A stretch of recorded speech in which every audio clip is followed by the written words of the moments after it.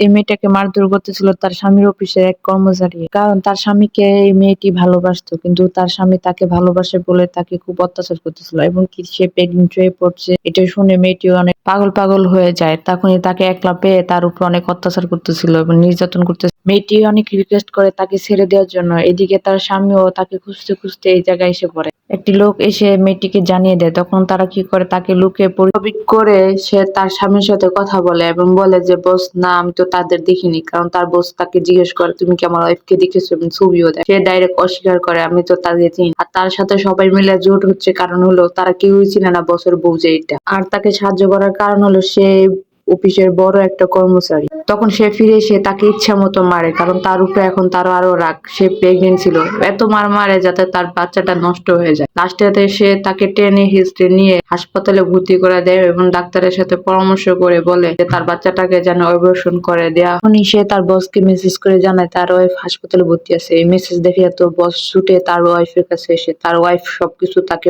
জানায়। সবকিছু জেনে তার কি করা উচিত আপনারাই কমেন্ট করুন।